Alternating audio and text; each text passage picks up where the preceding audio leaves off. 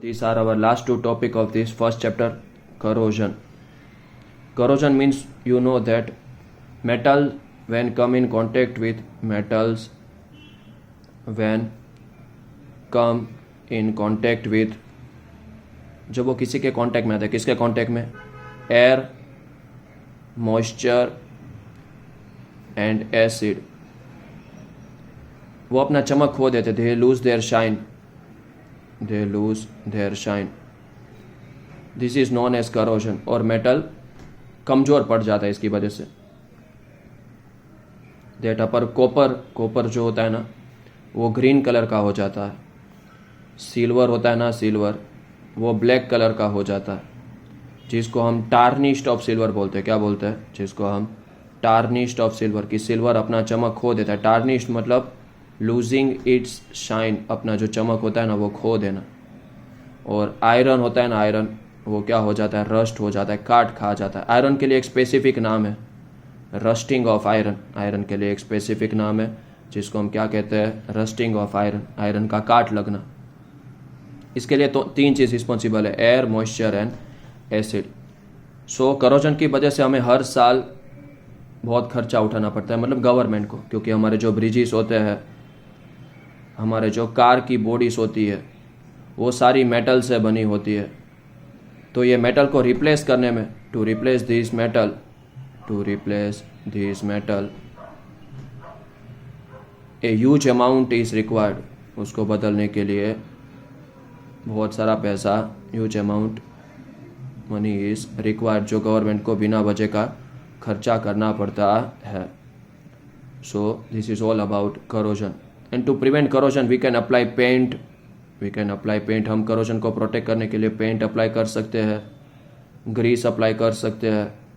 एक specific iron के लिए है, आयरन के ऊपर हम जिंक का लेयर अप्लाई करते हैं. For iron we apply a layer of zinc to protect iron. This is known as galvanization of iron.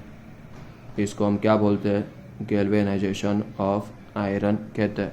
We call this as an galvanization of iron. Okay everyone.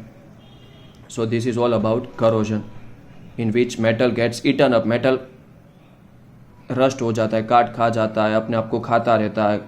उसकी वजह से उसका जो strength होता है ना, वो कम हो जाता है. Now our topic is last topic of this lesson, rancidity. So most of the food हम जो खाते हैं ना, वो किससे बने हैं? They are prepared of oil and fat. So when this oil and fat comes in contact with oxygen, जब ये ऑक्सीजन के साथ कांटेक्ट में आता है तो क्या होता है?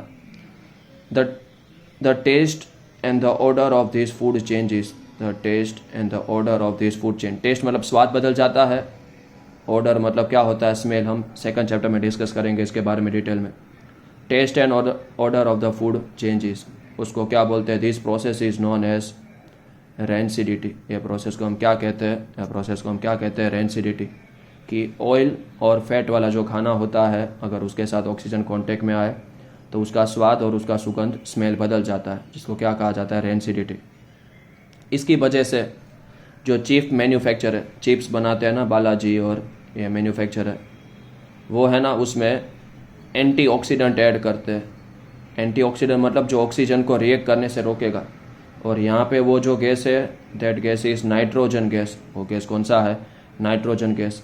तो ये चिप्स के पैकेट के अंदर एक गैस भरा हुआ है, वो गैस को क्या बोलते हैं? Nitrogen gas.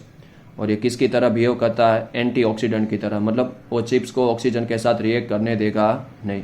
Same to same हमारे घर पे कोई ऑयल या फैट वाला चीज़ आता है तो we keep it in air tight